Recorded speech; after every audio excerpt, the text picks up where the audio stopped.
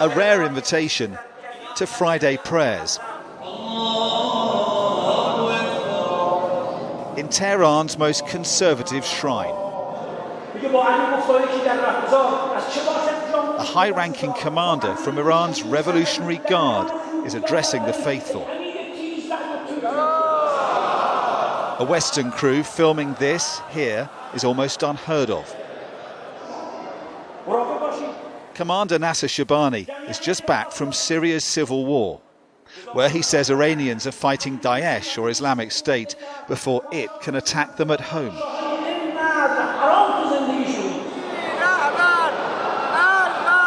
Familiar chants against the West. Death to America, death to Britain, death to Israel and Saudi Arabia.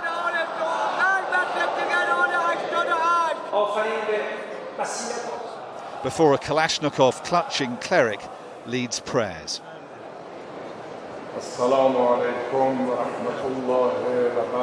In a week's filming, we were given unprecedented access to a country that remains deeply conservative, but is also undergoing profound change. After prayers, a rally, women protesting to support the Islamic headscarf.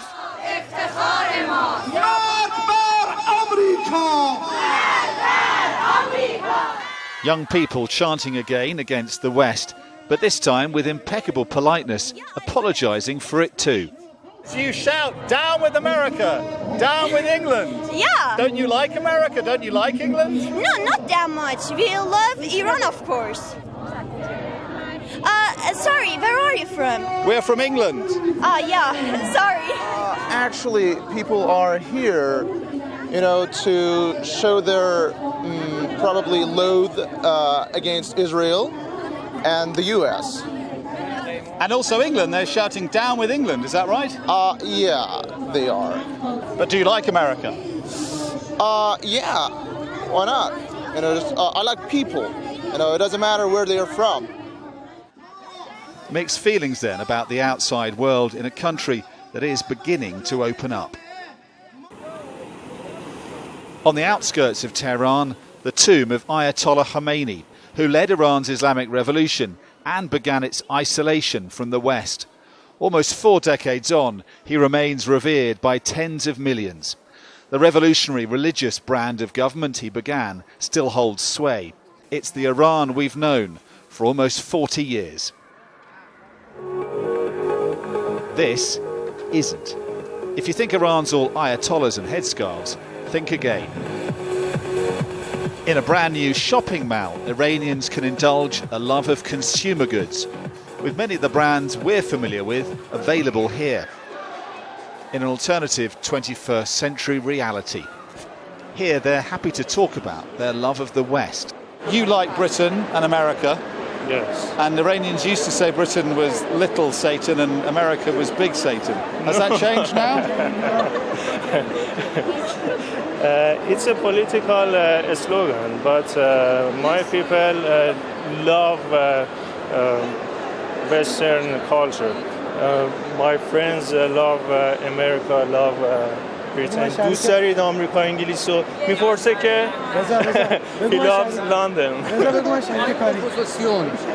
So he loves London. Yes. And you all like America. All of us. And is it safe in Iran to talk about politics yet? Yes, it's safe. You can't talk about politics. Because she says you're lying, but I say it's safe to say our favorite politics conditions. But I'm not activist. If you be activist, it's maybe a danger. If you're an activist, it's dangerous. Yes. When I travel to Iran, I can see it. Everything's changed, especially young people and situation. Yep. Yes. Is life getting better here, do you think? Yes, I think so. Yes. Absolutely. I think so. Yes. Absolutely. More freedom for young people. Up to a point. Human rights groups have serious concerns about civil liberties in Iran. But once strict rules about clothes and behaviour are being relaxed.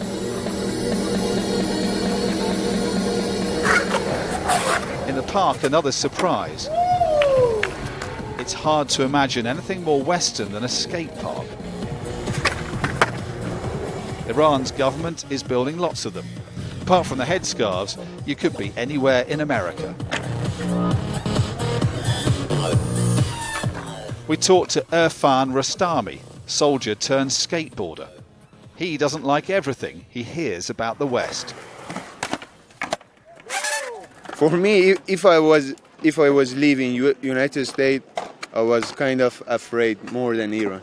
Why? Because I think like nowadays, police killing black people, you know, and I've heard from many friends, Iranian friends who live in United States, that you guys even live in more freedom than Americans. See, because for me, I'm not really looking freedom as like going club, drinking, you know. I think freedom is when you see your life, you are okay with it, you know. You just smile.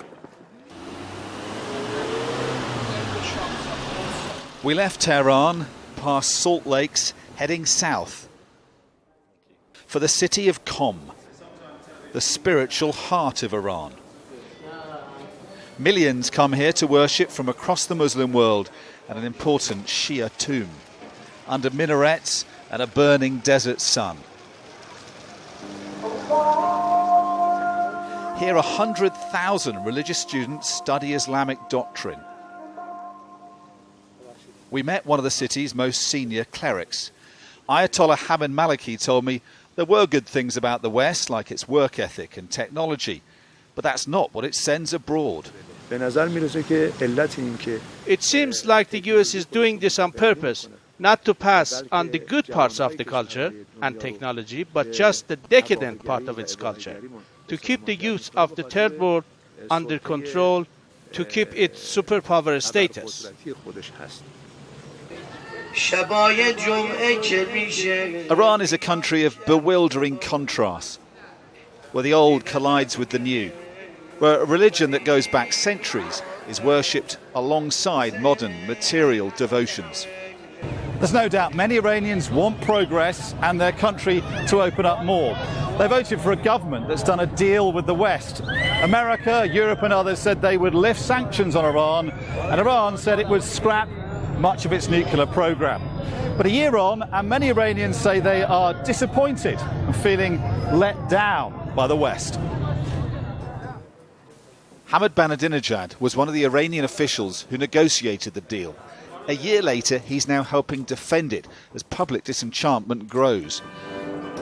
Press conferences begin here with the national anthem, which is always followed by a prayer before questioning can begin. Mr. Ahmadinejad answered more than 2 hours of questions, many of them sceptical. Afterwards, admitting to us the agreement is facing serious problems. You've had a lot of questions today. Yes, Do you think that there is the deal is in some doubt now in Iran, 1 year on? No. Because you had a lot of questions. It was a 2-hour press conference. Sure. Are there doubts in the Iranian government that this will work now? No, there is no doubt. It's working well, but there are problems, there are impediments, obstacles that we are, in fact, determined, and all of us with the good cooperation from our colleagues to overcome them and resolve them. How significant are those obstacles, do you think?